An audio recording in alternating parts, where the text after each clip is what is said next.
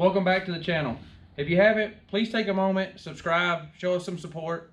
But today, we're going to give you an idea, the 5 best upgrades that you could put on your side-by-side.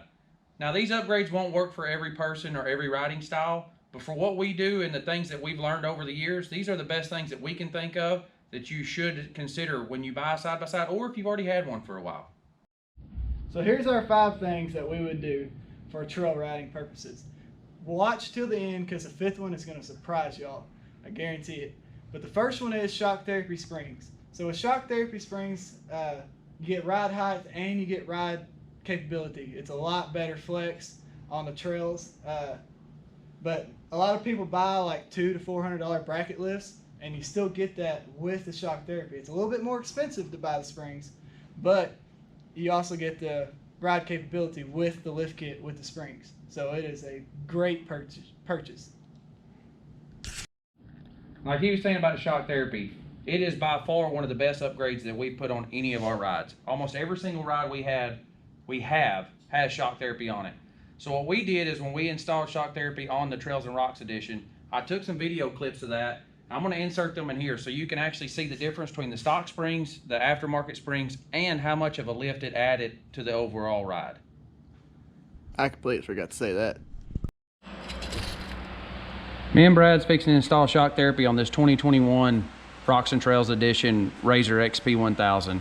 This is not going to be an install video trying to show you how to do it. What we're going to do is just give you some short clips of kind of the way it's set up from the factory and the way it's set up after we install it. So it's just more of a general idea of what it changes on the rig. So taking measurements off the front here, they tell you to measure to the center of the bolt. So we're right about 15.5 on the front. So that's the factory ride height. I'm gonna go back here to the back and get a measurement. And the back's right at 14.5. So you can kind of see after we get done of how much this thing's really gonna raise the ride height on this rig. So here's just a view of the one spring we changed out just for the shock therapy.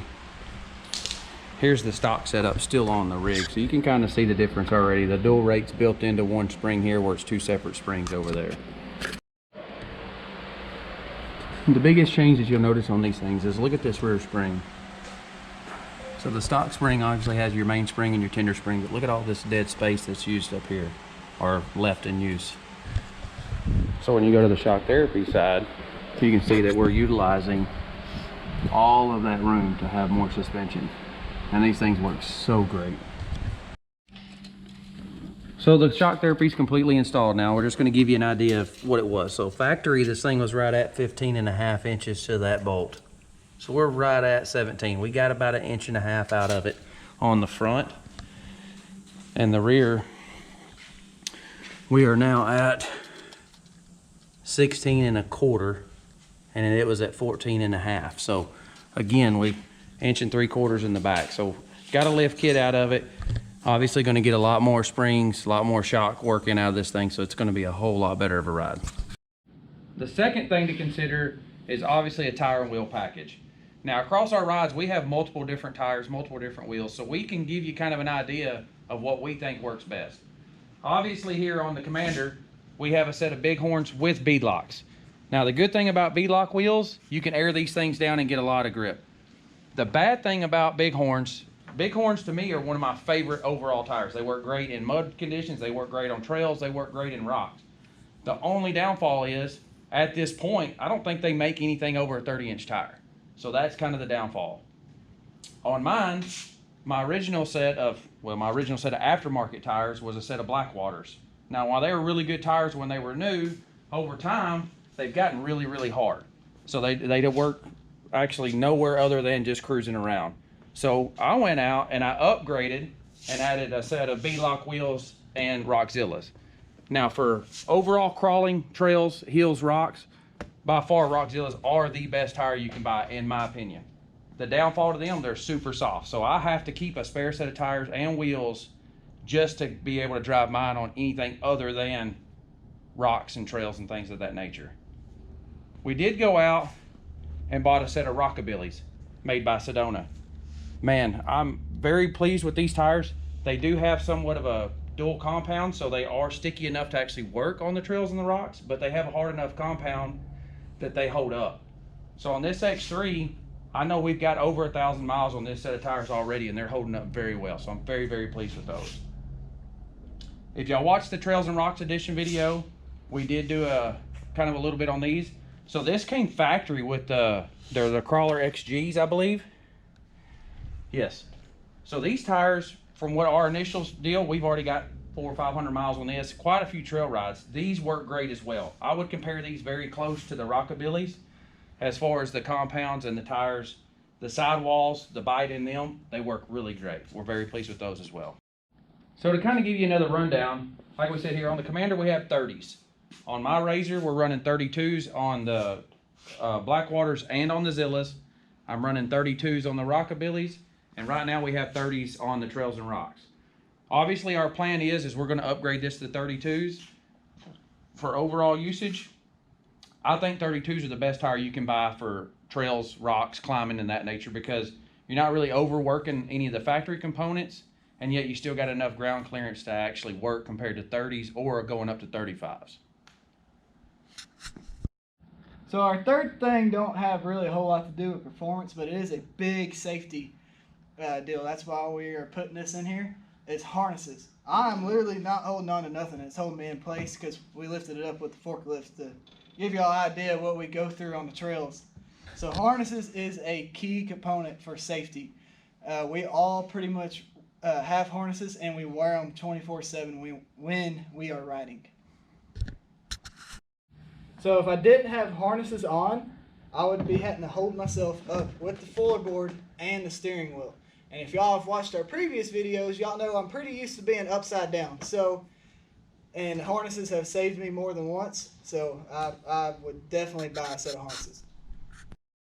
So when I talk about harnesses that we say you need harnesses to trail ride, I'm not talking about the ones that come factory on some Razors and some X3s. They usually come factory. I don't have them installed right now. They usually come factory with retractable style harnesses, like a regular seatbelt, and that ain't gonna hold shit in. It ain't gonna hold you in when you flip very well. So we replaced it with a standard harness, racing harnesses with an actual clip, metal clip and everything, and they're a lot safer and hold you in a lot better than the retractable ones. Yeah, and like what he's saying, when we went on the very first ride with this, it had the factory harnesses, and we realized immediately that that was not going to work. Yeah, that was not the way to go. Not good. Not good. Play. So the fourth thing we want to talk about, again, not performance-wise, but for safety. And what I want to bring up is a cage. You notice that my ride has an aftermarket cage for two reasons, mainly safety, but I will say that Can-Am compared to Polaris got it completely wrong, because Polaris has had these big, funky, ugly cages from the factory. They're tall, they look unproportional to anything else. So, you know, I like to put the custom cage on it, get it chopped down, get it a little lower, but the custom cage does add a lot of strength to this. This cage here will be stronger if you crash. I've got more braces in the back. It's got harness bars built in it for my straps. It did come with mounts for my stereo and stuff like that. Now this one here, we didn't put in an extra brace in here, and if I had to do it again, I would, just in case something did try to crush in the middle. But we do have a windshield bar and stuff as well, so it'll have a lot less chance of flexing in and out if you were in a high-speed rollover or if you crash pretty hard coming down a hill. Compared to like the Can-Am, you know, their cages look a lot more kind of cut down and more sleek, and that's one reason we really like the X3. I haven't put an aftermarket cage on the X3 yet because of the stereo top. And most people want to take the top and build a cage to fit it, so we haven't done that yet. But one thing you will notice from some of our previous videos, that's one of the first things that we did on the Trails and Rocks edition as well. So it had a custom cage put on it after the first ride because of that reason. It's really tall, kind of funky looking. So we had a cage built for that one and powder coated to match to make that ride safer and look a lot sleeker on the trails. Cages are more better. All right, so for the fifth thing, y'all get ready because y'all are not going to expect this at all, I swear. For the fifth thing is whip lights. I know that probably doesn't make sense right now, but whip lights is very important. If you get the 5150s or something real bright for whip lights, you can still see them during the day or at night if you do some night riding. The reason I say whip lights is because all of our rides have whip lights, and we can change them to different colors. So like I can run green or whatever, and Brent can run blue, whole different color, and you can see who's still behind you and who's not behind you in the trails in case you need to go back and help somebody with something if they get lost or they're on their side or whatever you need to help them with. You can see if they're there or not there. Alright, so I don't know how well y'all can see me, but we are in our shop with all the lights cut off. There's just LEDs running. That's how bright they are. You can even see them during the day, I promise. Right now we just have them all in the auto setting, but we can change them to like where mine's on red, Brent's on green, Lori on yellow, and so forth. But so that is a key deal in our riding because we can all do different colors, and the first person can just glance back real quick and see, like the last person's running green and he can see green, but out there everybody's still behind me. So he doesn't have to worry about stopping and waiting for people or going back and trying to help them or anything like that. So that was our 5 things for trail riding or rock crawling, whatever you're doing. So our first thing was shock therapy. That is perfect for a lift kit and flexibility for the rocks and trail riding. The second thing was tires. Any of the tires are perfect for riding the trails and rocks and some mud, not a whole lot of mud. The third thing was harnesses. Harnesses is a must for safety wise. The fourth thing was the cage. Cage is a little bit more expensive, so I mean it's not a must, but it does make your ride look cooler, and it does add another safety to it. The fifth thing was lights, so you can tell where everybody's at when they have different colors on in the trails. Thanks for watching, guys. We'll see you on the next video. Have a good one.